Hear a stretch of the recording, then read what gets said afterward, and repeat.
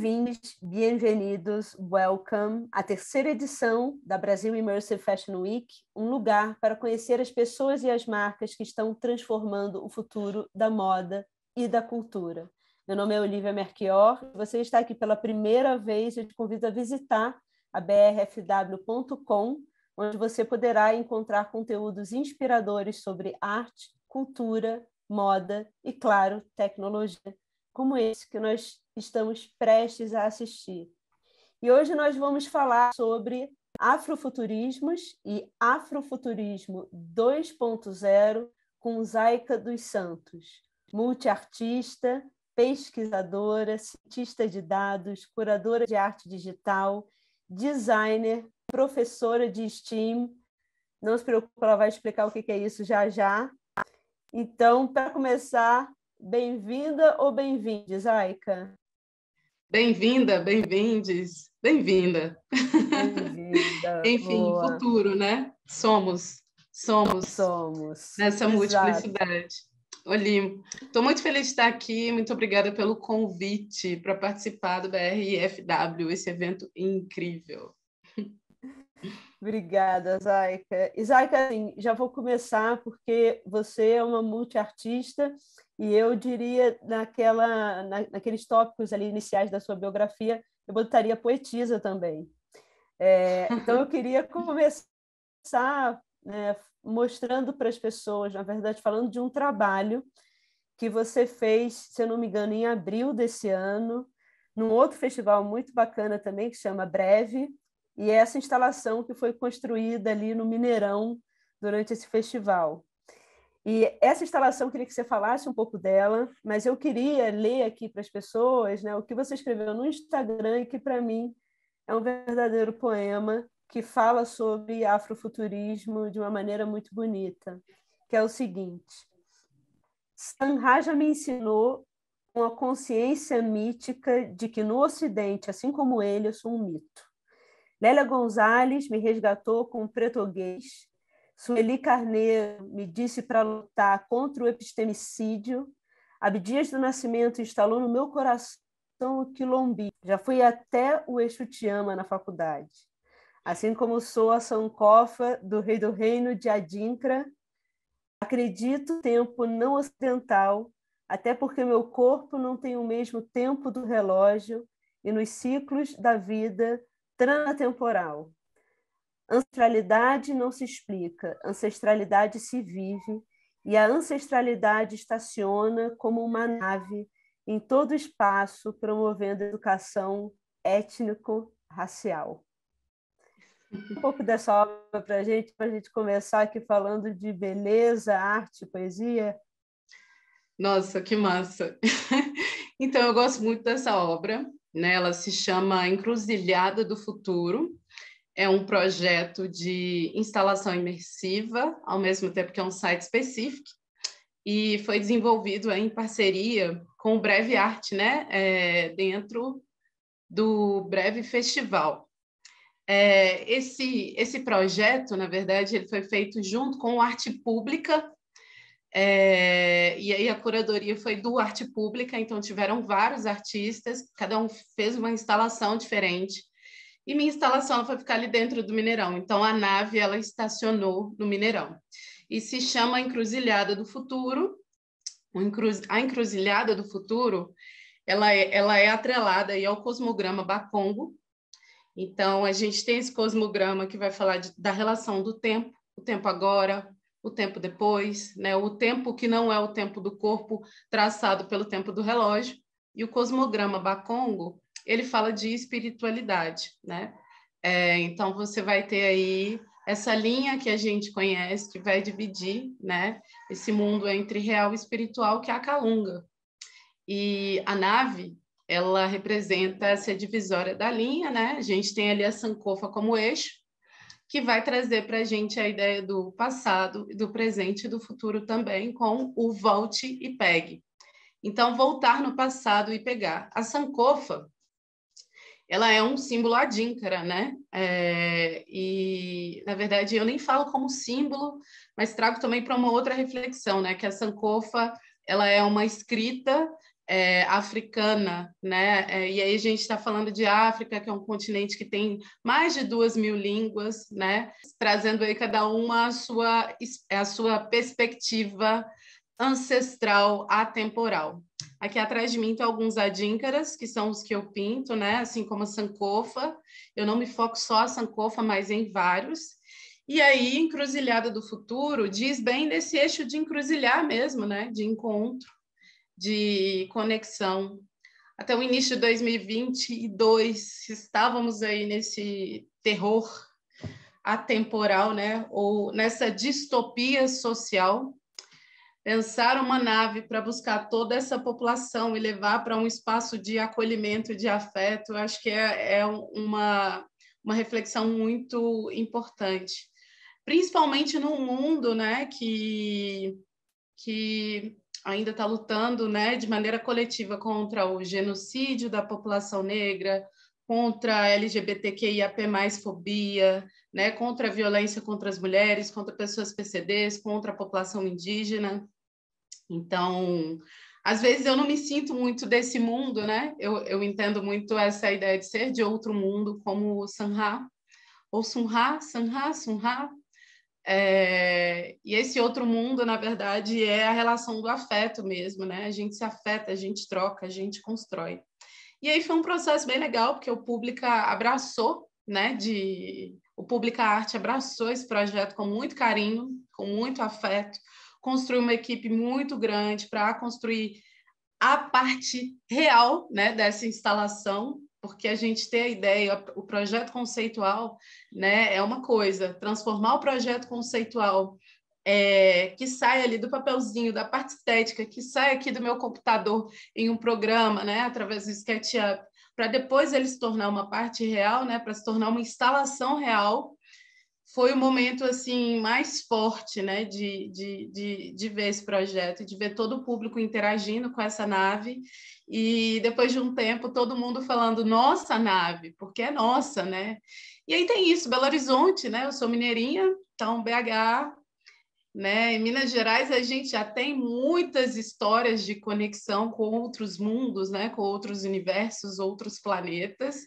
E todo mineiro sempre afirma bastante, com muita força, essa energia mística, né, de Minas Gerais. E É como isso. que foi, né? Eu queria que você contasse um pouco da sua história de uma maneira breve, né? Porque você já teve diversas experiências, mas principalmente chegando nesse despertar do afrofuturismo, né? Como que aconteceu? Então, essa é uma pergunta tão legal, porque eu sempre falo que eu nasci afrofuturista, né? Eu já nasci uma sonhadora muito louca, assim, desde pequenininha. Mãe, quero ser astronauta. Mãe, vou ser bailarina. Mãe, vou ser cantora. E eu sou filha de uma cantora e de um produtor cultural, né? E a minha mãe, desde a infância, assim, ela sempre me estimulou muito a trabalhar com todos os meus sentidos, né? Assim, desde o visual ao sonoro, ao tato, ao paladar. Isso foi uma coisa muito importante, né? E eu sou neurodiversa, né? Eu sou neurodiversa, então eu tenho uma relação bem diferente assim com o mundo. E Mas aí, enfim, né? explica o que é Conceitualmente, neurodiversa. o que é neurodiversa? Eu sou uma pessoa É, TD... Então aí que tá. Eu sou TDAH, né? Então eu sou uma pessoa PCD. E aí a neurodiversidade ela vai falar que especificamente existem vários tipos de neurodiversidades, né? E aí vai existir a que eu tenho, né? Acho que é melhor falar da que eu tenho. Eu sou uma pessoa TDAH. Então eu tenho déficit de atenção, né? Eu sou dislexa também, né? E eu sou hiperativa. Então eu sou aquela pessoa muito empolgada, muito animada, que quer fazer tudo, que quer dar conta de tudo, quer se envolver em tudo, né? Que tem uma disposição bem grande para tudo ao mesmo tempo que também tem um hiperfoco, né? Então, todo meu trabalho, todo meu conhecimento, toda a minha destreza conceitual, eu atrelo ela muito ao meu hiperfoco, né? Porque eu gosto de trabalhar com o meu hiperfoco. Eu não entendo ele como uma desvantagem, sim, para mim, como uma possibilidade de me relacionar com o mundo de maneiras diferentes, de ter uma imersão a conhecimentos de maneira diferente. Então, enfim. Eu posso te falar uma coisa, assim, tá até me lembrando, eu tenho outras duas pessoas que são de tecnologia, pessoas maravilhosas que trabalham com criatividade, tecnologia, e que me falaram a mesma coisa, né? Elas nunca falaram qual a expressão que você usou? Neurodiversidade. Diversidade. Mas elas Isso. falaram do TDAH, falaram exatamente sobre a desatenção e o extremo foco, né? Eu acho que tecnologia tem muito disso, porque é uma cabeça muito abstrata, mas muito pragmática na hora que tem que ser, né? Sim, a maioria das pessoas... É porque neurodiverso, né, quando eu trago esse termo, é porque existem diferentes tipos de neurodiversidade, né? E aí, enfim, a maioria das pessoas que estão no campo da tecnologia, elas são neurodiversas, né? Eu conheço muito cientista de dados neurodiverso, muita pessoa que trabalha com UX que é neurodiverso, enfim... Essa é bem essa relação, né, Olia? Essa complexidade de ter o hiperfoco, mas ao mesmo tempo de também ser uma pessoa que está ali aberta para vivenciar toda essa rede coletiva, imersiva, que é o digital. Mas, enfim, no meio disso tudo, o afrofuturismo, quando ele vai se apresentar para mim como conceito, ele vem até mim muito inicialmente pela música, né? Minha mãe cantora, e eu acompanhando a minha mãe ali desde pequenininha, e acabo conhecendo Sun-Ra, porque eu sempre fui muito apaixonada com música instrumental, né? E também já cantei, né? Já tive uma trajetória na música, já tive, não, tenho, né? Não é algo que parou, é algo que está aqui em stand-by por um tempo. Só que aí, muito novinha, conheci o trabalho do Sun-Ra. E o que me puxou, assim, que me chamou muita atenção nele, era uma pegada instrumental que era muito mais imersiva, era o som pelo som, né? Não era só a música em si e a sua composição e tal, mas o som pelo som atrelado à ideia de composição. E a proposição dele de construir cada instrumento, que para mim são objetos artísticos, né? Então, ele construía as obras de arte e tocava em cima das obras. E aquilo, para mim, era, tipo, muito louco, assim, né? Muito nova já, eu já gostava muito de cultura conceitual, então isso às vezes era até um pouco difícil de ter muitos amigos por conta disso, né? Então era muito apegada a esses espaços. E aí começo aí conhecendo mais os conteúdos, né? O trabalho de Sun-Ra, me identificando mais com as perspectivas de futuralidade, porque eu sempre, né, desde nova, meus 16, 17 anos com a cara no computador. Então, minha mãe, ela já era aquela menina, aquela pessoa assim, que com 9 anos, minha mãe me colocou na datilografia. Então, eu fiz datilografia com 9 anos de idade. Na época, eu não sabia para que a minha mãe estava botando para fazer datilografia. Isso com máquina de escrever ainda, na época, né? Passou um pouquinho mais para frente, beleza, me deu meu primeiro computador, era isso, assim, na imersão de pesquisa. Então, ficava muito tempo ali. Fico, né, até hoje. Enfim, e com o passar do tempo eu fui desenvolvendo mais esse conhecimento acerca do afrofuturismo com outros conceitos, né? Depois, através do Black Panther, né? Os quadrinhos que foi chegando aqui para mim. Então, para mim, inicialmente chegou a cultura conceitual, né? E aí, depois de um tempo, eu comecei a reinvestigar esse conceito, né? Acerca do afrofuturismo e retomar o conceito de ancestralidade para dentro da metodologia do conceito de afrofuturismo. Porque não tem como a gente falar de futuro, né, sem atrelar esse futuro ao passado, e o passado ancestral de África, né, o passado pré-colonial de África, ele tem uma outra relação histórica, né, de tempo, tanto com o tempo presente, quanto com o tempo agora, quanto com o tempo do passado, quanto com o transtempo, né, com o tempo que a gente não vê e ele acontece aqui dentro da ancestralidade. E aí a África é pioneira, né? Historicamente, a gente está falando de um continente que tem uma relação de pioneirismo. Como a minha mãe sempre... Eu referencio toda a minha ancestralidade à minha mãe, porque eu sei que é tudo... Eu não falo nem culpa, assim, mas eu agradeço a ela por isso, né? Porque a minha mãe, ela me fez passar por diversos percursos da minha ancestralidade. Então, eu fui identificando ela em lugares onde a galera falava que não tinha, né? Então, por exemplo, eu olho para um computador hoje e falo, meu, tecnologia ancestral, né? Oráculo de Fá, primeiro código binário, 0 e 1. Né? Eu olho para um computador hoje e falo, tem ouro, foi minerado, né? Quem é a civilização aí que tem as primeiras técnicas de mineração? Está em África, Benin, né? Onde essa civilização ela foi parar dentro desse percurso aí que é a escravidão forçada de africanos e afrodescendentes, né? Esse percurso doloroso, né? Triste que a gente tem na história. Bom, no Brasil, Minas Gerais, que é exatamente onde eu resido, né? E aí a história da mineração aqui, ela é muito forte, né? Tá até no nome do estado, especificamente. Então, esse afrofuturismo, ele foi se ampliando, né? Na música, eu decidi desenvolver ele mais, comecei a trabalhar com dub durante um tempo, gravei 2 discos, né? Inicialmente no hip hop tive uma trajetória, só que eu não era tão hip hop assim, né? Diziam muito isso, assim, tu não é tão rapper assim, né? Eu não, é porque minha pegada é o dub mesmo, eu sou apaixonada com sons que são imersivos, e aí fui gravar um outro CD para dub, mais para uma pegada do dub, da música eletrônica, fiquei um tempo ali nessa trajetória, fiz uma caminhada, né, na música eletrônica. Em 2014, eu preciso registrar historicamente o que eu entendo desse afrofuturismo, porque essa pesquisa ela já está maior do que eu mesma, do que a musicalidade, né? E já está num campo conceitual, então acho que é importante levar isso também para o espaço acadêmico. Então, foi mais ou menos isso. E foi aí que aconteceu o encontro com a Bazin, que é o movimento das artes negras especulativas, né? E que também te deu um caminho agora para Harvard.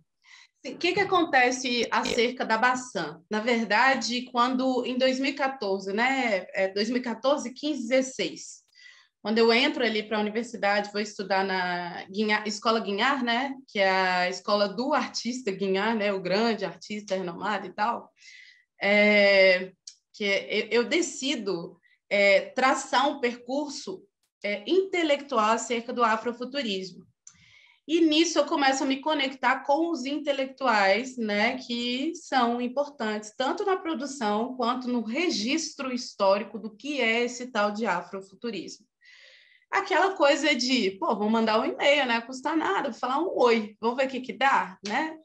E aí esse oi, ele foi dando muita coisa no decorrer do processo, né? Eu comecei a me conectar com várias pessoas, né, em diversos lugares do mundo, e que tinham uma importância histórica muito grande acerca do afrofuturismo, como também, né, reconfigurar o lugar de autoria do conceito, né, porque o autor não é o Mark Dery. Isso é um fato consumado e o próprio Mark Dery, ele tem consciência disso, ele fala sobre isso também, né, ele não é o autor de afrofuturismo, porque não tem como cunhar África e afrodescendentes em 1992, né? A gente, historicamente, existe bem antes. Então, enfim, no meio desse processo todo, né, eu fui fazendo essas amizades, me conectando aí com os conceitos, com os artigos que trazendo as traduções para o Brasil, fazendo as minhas defesas conceituais aqui, por entender que o afrofuturismo brasileiro, ele é diferente, né? Ele vai ter uma diversidade e vai se divergir também conceitualmente, né? Do afrofuturismo, que está ali nos Estados Unidos, por exemplo, e que acaba sendo aí essa grande referência por causa do Pantera Negra. No decorrer desse processo, o Reinaldo Anderson, né, que é uma figura que a gente é bastante amigo, assim, já tem um tempão, e ele é um dos grandes conceituais, se não me engano, um dos maiores, né, na discussão do afrofuturismo. Na atualidade, assim, a galera tem reconhecido ele bastante como um dos maiores, porque ele foi lá e fez o que estava todo mundo com medo de fazer, né? Ele virou e falou assim, eu vou reconectar isso aqui, essa discussão, para o lugar que ela deve estar, né? Então, vamos aqui trazer o afrofuturismo 2.0, para a gente poder reconectar, né? Porque aí tem essa coisa de todo mundo ficar assim, o que é afrofuturismo, né? Isso, assim, até para deixar todo mundo na mesma página que está escutando a gente aqui, qual seria os principais pilares do afrofuturismo e quando ele se desloca para o 2.0? Beleza. Então, o afrofuturismo, ele é Arte, Ciência, Tecnologia, Inovação Africana e Afrodescendente, o que foi negado historicamente, né? A participação de africanos e afrodescendentes no processo da história, né? No processo das artes, da tecnologia, da ciência, na discussão de inovação, na discussão de futuralidade. Né? Com o epistemicídio histórico, tudo isso foi apagado e é através do afrofuturismo, que não é só, né, as narrativas de ficção, mas também as narrativas de realidade. Né? Então, o afrofuturismo está entre ficção e realidade, começa-se a retomar essa historialidade. Então, tá. Só que o que fica mais conhecido? A ficção. A ficção afrofuturista, ela fica mais conhecida. Por quê? Porque aí se pensa o afrofuturismo como um movimento, mas, na verdade, ele é um conceito, né? É uma metodologia, né, de futuros.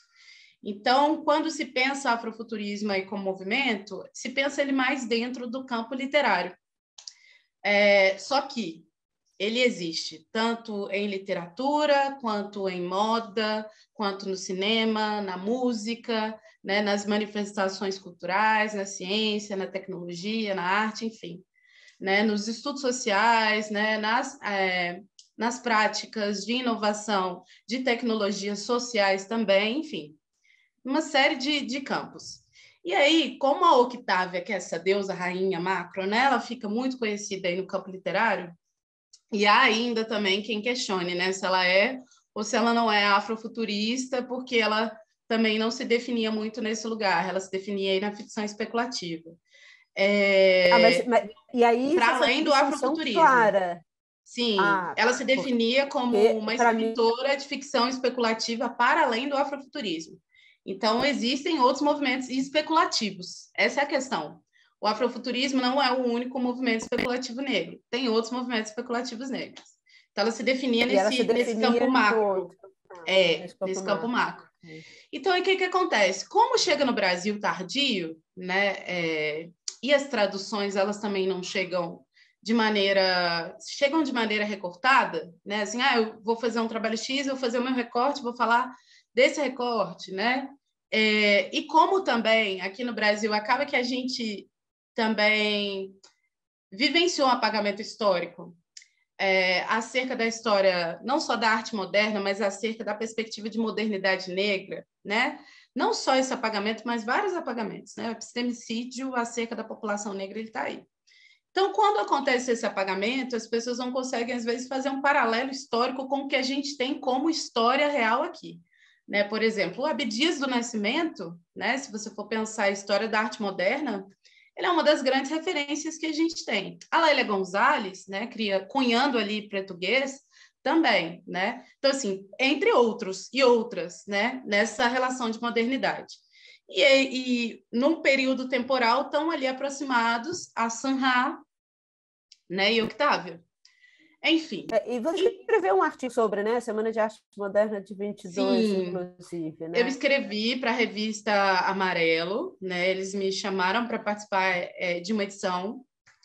E como o tema era demolição, e a gente está falando desse centenário da Semana de Arte Moderna, que apaga, né, historicamente, populações indígenas, né, afrodescendentes, né, enfim, centenário para quem, né, de quem, né?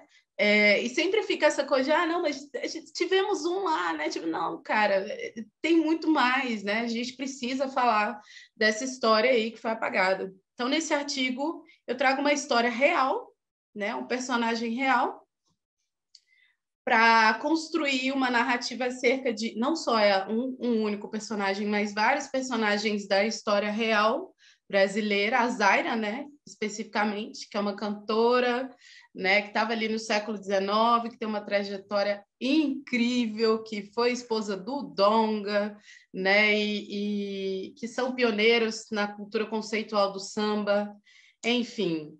E ela ali, cantora lírica, ela foi apagada da história, ela ganhou um prêmio, não deixaram ela receber o prêmio dela, né? Ela ia fazer um intercâmbio cultural na Europa e ela ganhou esse prêmio por ser uma grande cantora, não deixaram ela fazer esse intercâmbio. Se ela tivesse ido, né, essa é a ficção, né, do texto, eu narro como se ela tivesse ido. Se ela tivesse ido, talvez a Semana de Arte Moderna Negra, ou na minha cabeça, essa semana ela aconteceu. teria sido construída por ela, né? Então, a gente teria esse referencial histórico aqui. Então, tem essa coisa das oportunidades, né, que não foram permitidas à população negra, né, no processo histórico aqui, acerca do racismo. E a gente tem que ter isso como evidência também.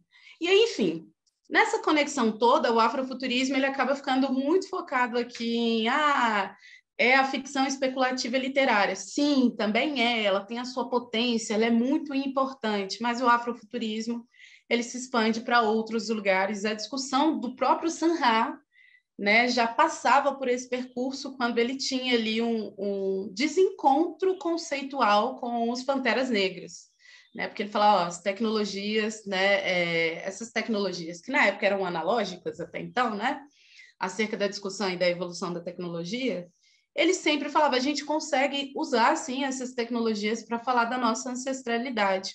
Assim como se a gente for pensar, né, o que foi apropriado historicamente de África. Para se chegar numa tecnologia digital, é bem isso que eu já tinha falado, né? Oráculo de Fá, né? Código binário.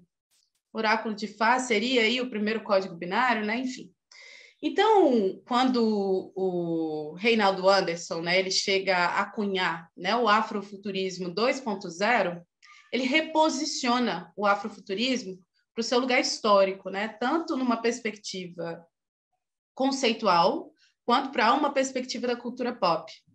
E aí, a partir do momento que ele conceitua o afrofuturismo 2.0, entendendo ele como remixabilidade, como redes neurais, né, como movimentos especulativos, e aí depois ele fala, opa, mas afrofuturismo 2.0 é que está dentro de movimentos especulativos. Então ele vai lá e encontra com Octavia Butler no raciocínio também, né? Poxa, quais são os movimentos especulativos negros, né?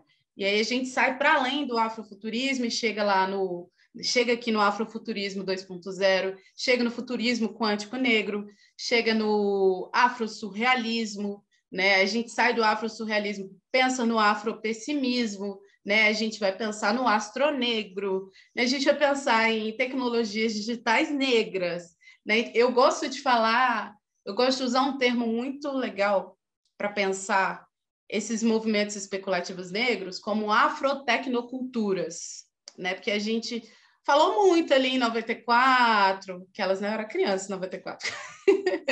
94, 98, da globalização não, e 94 tecnocultura. já estava no rola, já estava no rola, certeza. Eu já estava acontecendo, a vida já Aí, estava ó, tá bem vendo? acontecendo. Não, e é bem isso, falava-se muito de tecnoculturas e acaba que o Mark Dery, ele chega no meio desse problema, né?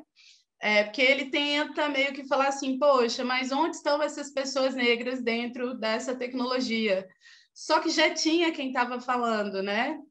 A Alondra Nelson, ela falava já, né? Ela escreveu Technicolor, que é um livro ao qual o Mark Dery leu, professor, nossa, muito interessante esse livro, e vou aqui me apropriar um pouco desses conceitos e pai e tal. Mas já tinha uma série de discussões conceituais nesse lugar. Então, tanto o Reinaldo Anderson, como a Shelley René Thomas, que acaba escrevendo aí sobre todas as ficções especulativas negras, no livro Dark Matter, como também Itasha Womack, enfim, eles todos se conectam aí nessa conversa. E aí aqui no Brasil a gente também tem. E aí você, né, também misturando toda a sua experiência junto com o movimento das artes negras especulativas aqui no Brasil, né? E esse caminho para Harvard que você está fazendo, né? Para falar também sobre afro-brasileiro, centralização, afrofuturalidades e exatamente sobre esse movimento aqui no Brasil. Qual a sua expectativa, né? Chegando nesse lugar, né, tanto de Harvard, né, esse lugar intelectual, né, super conceituado mundialmente, qual a sua expectativa e qual a sua visão hoje, né, da abertura desses lugares que também foram centros de apagamentos, né, de intelectuais ao longo da história? Sim.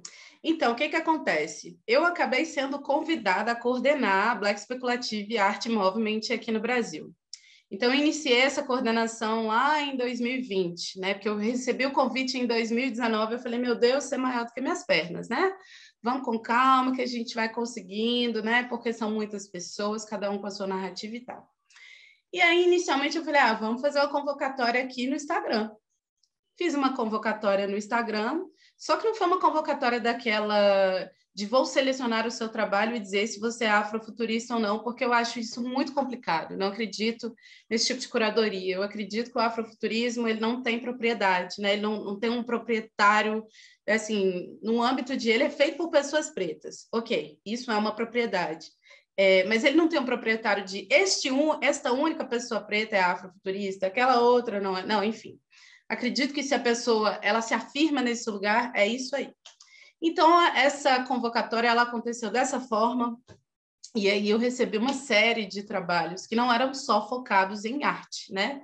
E como a Bassan ela é uma rede muito ampla, ela tem intelectuais, cientistas, pesquisadores, né? Quem trabalha com campo de tecnologia, enfim, moda, arte, não é só artes visuais em si, né? A gente fez essa convocatória, e aí eu falei a gente, porque sou eu e o Guilherme, né? Que é meu companheiro, e ele é designer, e ele assume comigo essa coordenação aqui no Brasil.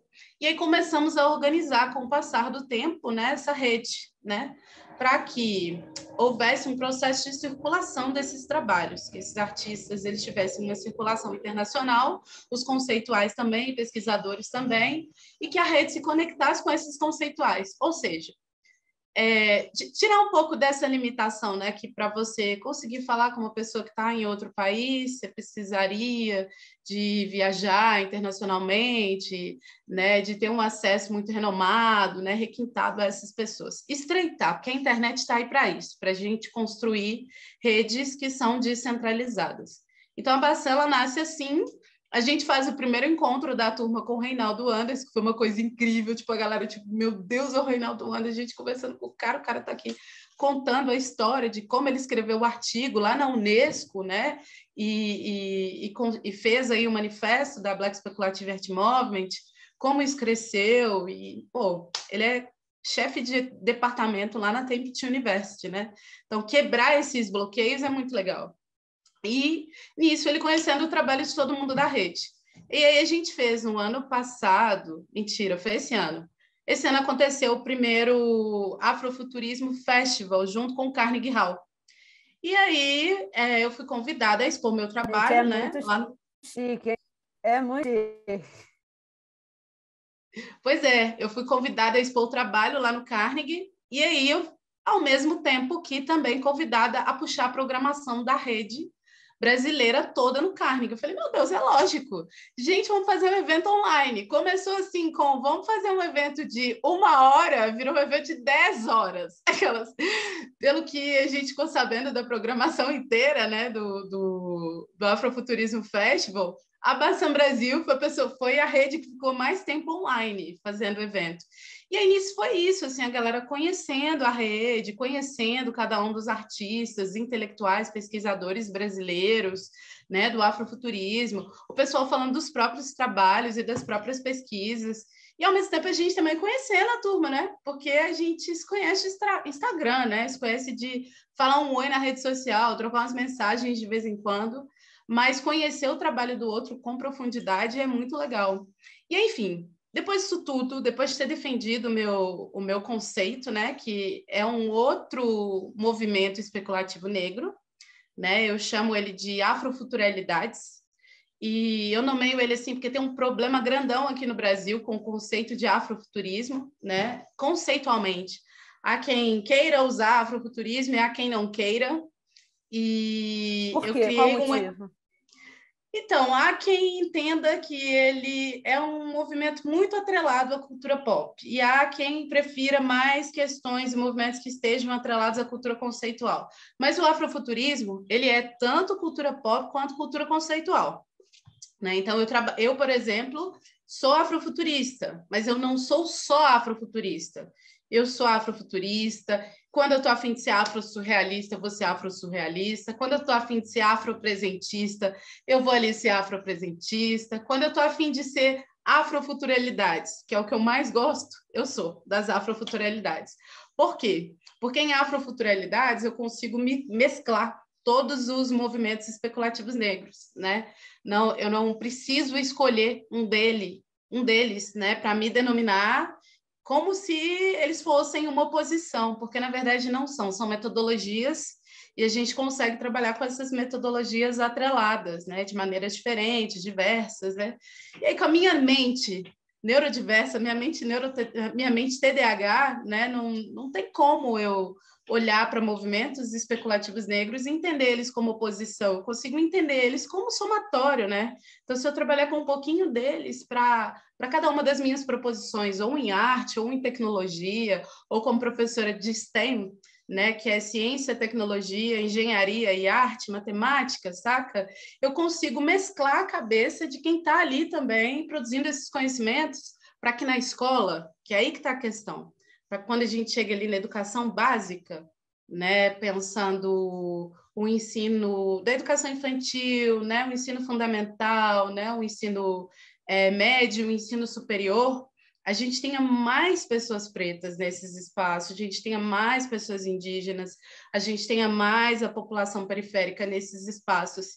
E aí eu estou falando da lei, né, que é 11.645. E foi exatamente depois de cunhar tudo isso, né, que em cultura conceitual dentro da universidade, né, de fazer ali um projeto que foi atrelado ao Sistema Único de Saúde, como registro, enquanto pesquisadora, né, e a partir do momento que a rede Bacela começa a crescer, falei, cara, tá na hora, vou meter as caras ali em Harvard. Não, eu já tenho mesmo, tô nem aí, vou submeter o artigo, falar com o Reinaldo, falei, vamos mandar um artigo juntos, para a gente poder fazer esse registro histórico acerca do afrofuturismo brasileiro, para poder conversar abertamente sobre as oposições do afrofuturismo brasileiro, de quem está concordando, quem está discordando, o que está acontecendo, porque isso tem que acontecer, tem que ter um registro disso. É muito bonito, entendeu? Acontecer uma construção temporal que se conecta com outras construções, né? A Lélia, numa entrevista para o MNU, quer dizer, numa entrevista, acho que foi para o MNU, se eu não me engano, o jornal que tem o Beije Sua Preta em Praça Pública, que tem a capa. Eu acho que é do MNU mesmo. Tem uma entrevista que foi feita ali só com ela. Aí tem uma pergunta, em 94 isso, se eu não me engano, 93, 92, 94, por aí. O pessoal perguntando para a Lélia o que ela achava das tecnologias digitais, de como deveria ser isso aí para as populações pretas e tal. E aí ela fala, a galera da informática, o pessoal da informática, eu amo esse termo, o jeito que ela fala, né? Tem que voltar para o quilombo, tem que apoiar lá no quilombo lá, tem que ensinar lá, porque os nossos meninos também têm que jogar videogame, também têm que ter acesso a essas tecnologias, a essa informação. Então a Lélia, para mim, sabe, assim como ela, como a Abdias, assim como a Sueli Carneiro, né, entre outros e outras tantas, né, referências grandes aí do meu viver, já estavam prevendo o nosso futuro, né? Então o meu presente é o futuro que foi previsto por eles, né? Então é uma previsão de futuro, está aqui no presente. Então tem uma responsabilidade de prever o futuro das outras gerações pretas. E aí foi por isso que eu decidi. Não, e tem esses caminhos todos abertos, né? E aí eu tenho uma pergunta, te falei que ia passar rápido, já estouramos, mas não vou acabar essa conversa por nada agora. Tem uma pergunta que você trouxe que eu acho muito importante também, queria ouvir a sua opinião.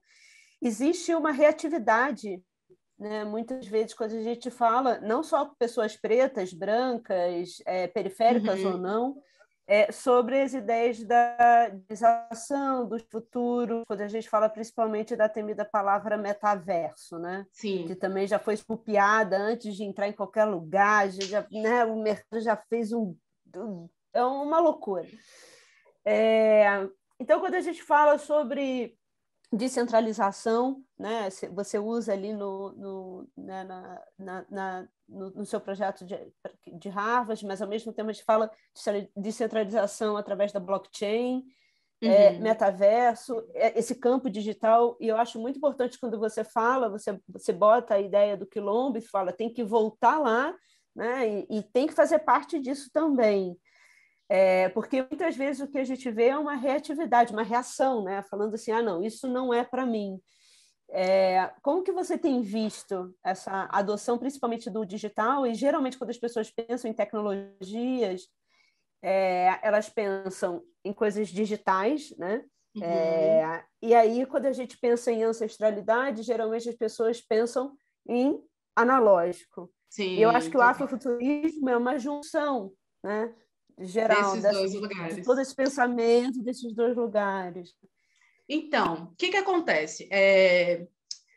Aí a gente já está falando de dois outros lugares de Zaica. Uma que eu sou cientista de dados, né? Outra que a minha pesquisa ela é voltada exatamente a esse problema, né? A pesquisa conceitual. Por quê? Porque essa falta de acesso, né? Porque começa aí. A democratização do acesso ao digital, né? Ela não aconteceu em si numa totalidade. Porque se tivesse acontecido numa totalidade, durante uma pandemia, crianças, né, periféricas, de zona rural, indígenas, negras, né, teriam acesso aí a dispositivo móvel para poder acompanhar que seja ali a aula, né, para receber o PDF ali no grupinho do WhatsApp que o professor fazia, enfim.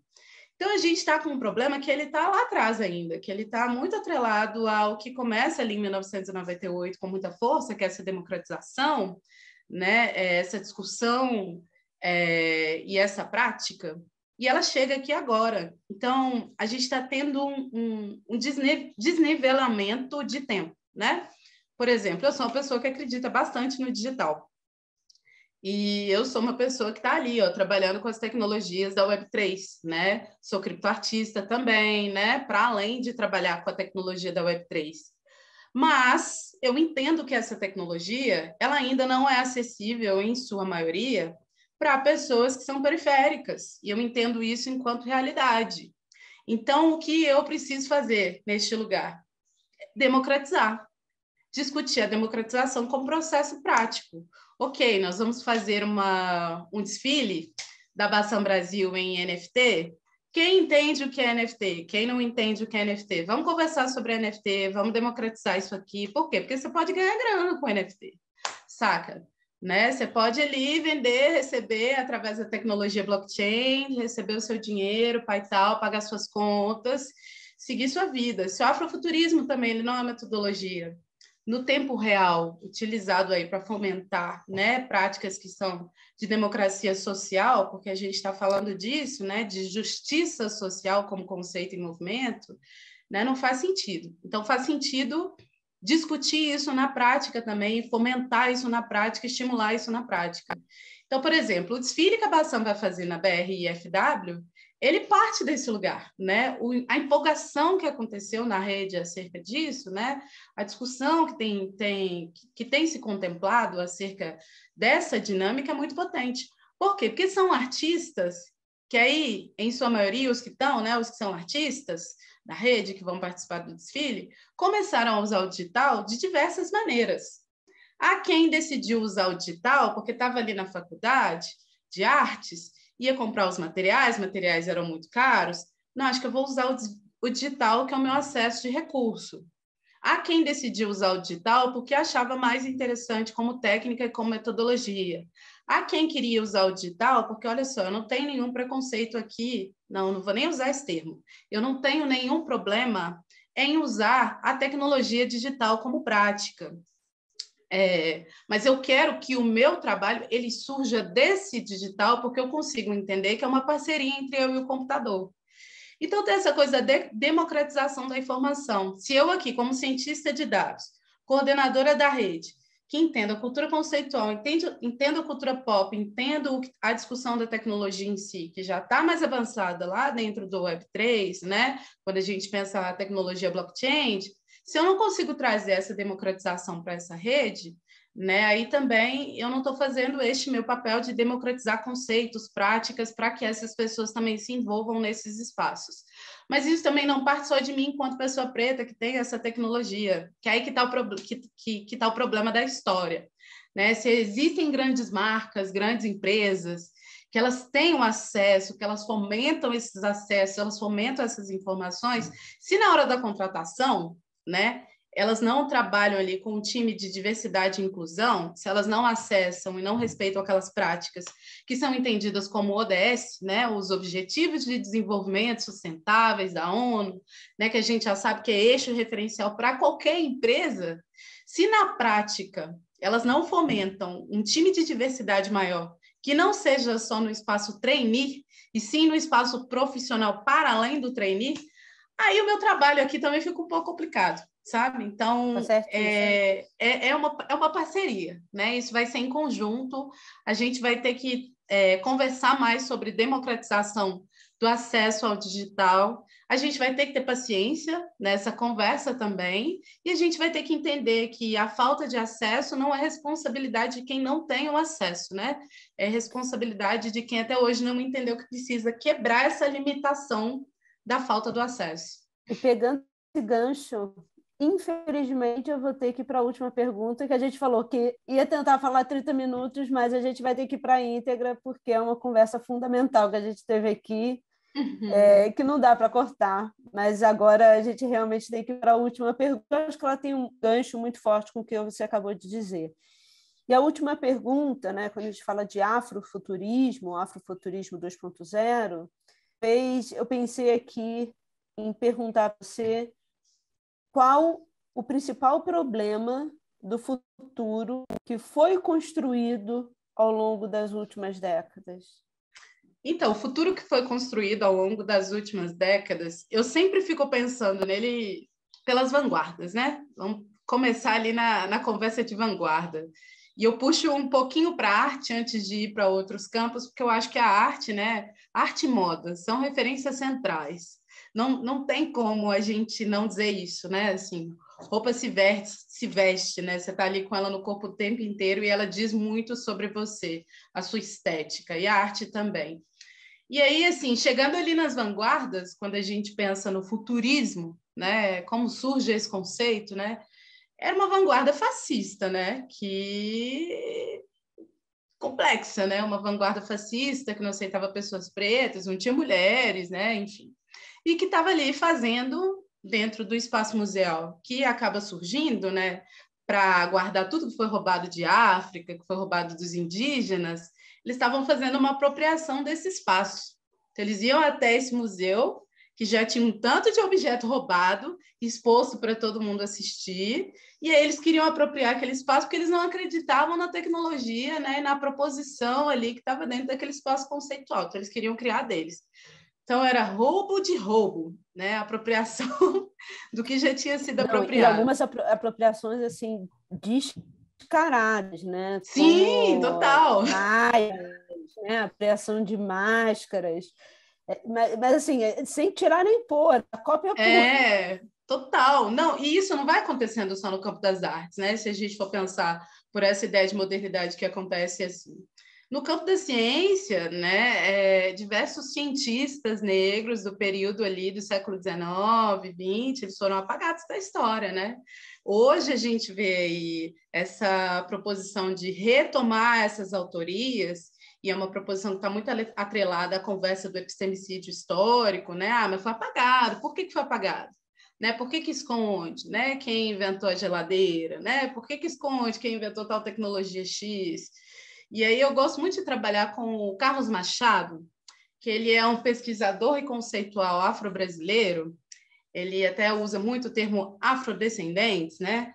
E o Carlos Machado, ele escreveu um livro que é a História da Ciência e da Tecnologia da Inovação Africana e Afrodescendente. Aí tem outro que é o Gênios da Humanidade, onde ele vai datar desde o período pré-colonial até o período atual, cientista, a história da ciência, a história da tecnologia negra. Aí tem também a Bárbara Carini, que eu gosto bastante dela, que é outra cientista, né, também.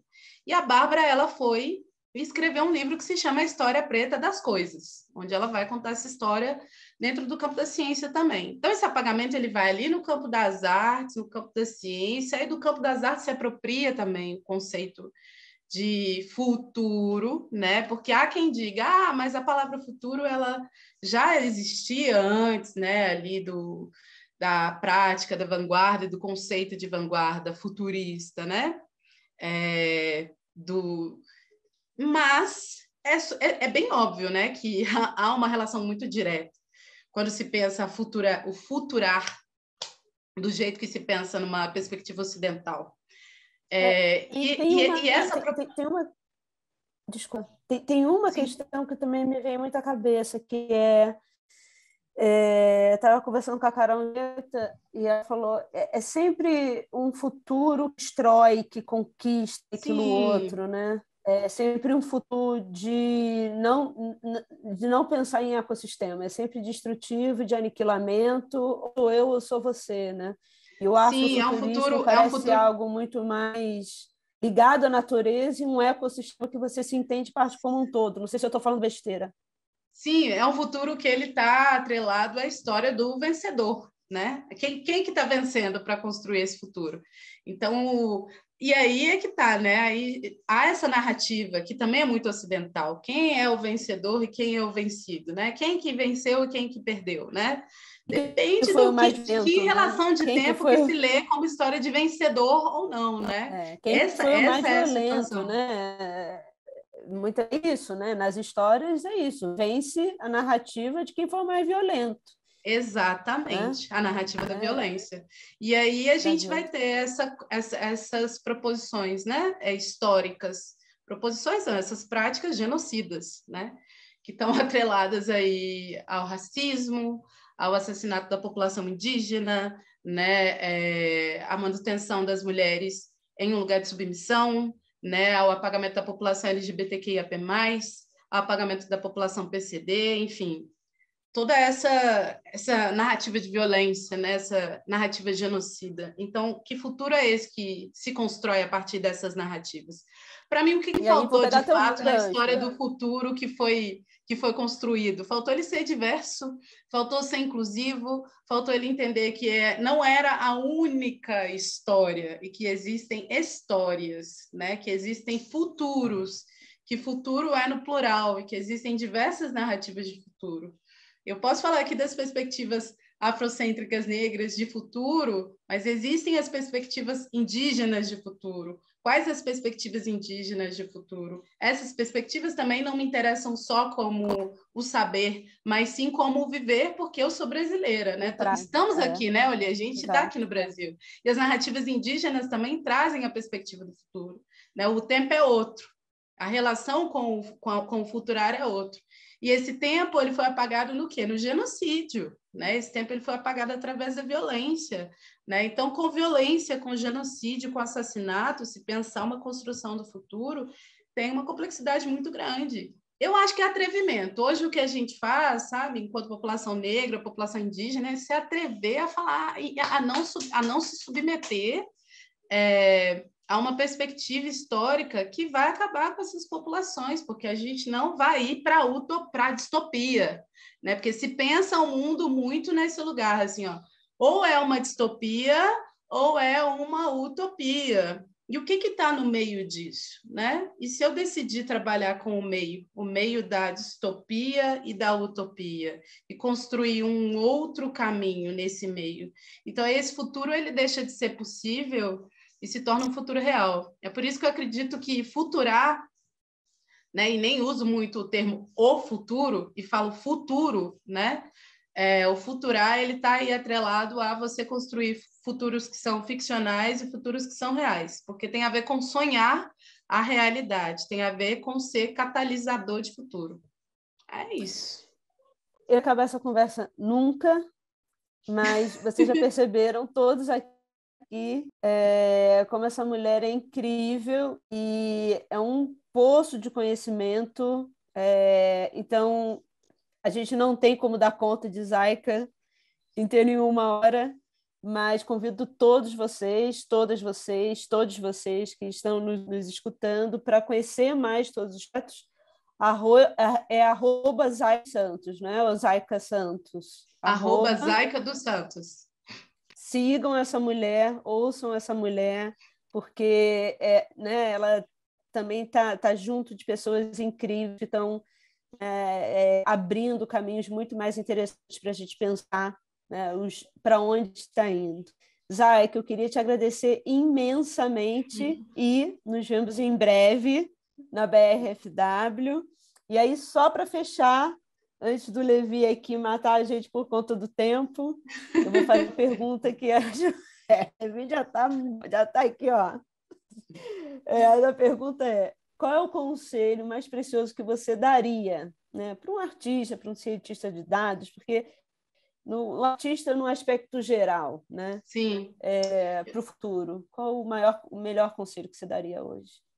Acreditar no próprio trabalho parece ser uma frase muito clichê, mas tem uma coisa de que normalmente a gente sempre vai ouvir um não, né? O não é sempre a primeira proposta assim que vai chegar, mas fazer acontecer o sim é muito importante. Então, para futurar, é necessário acreditar aí no sim, saca? Como possibilidade.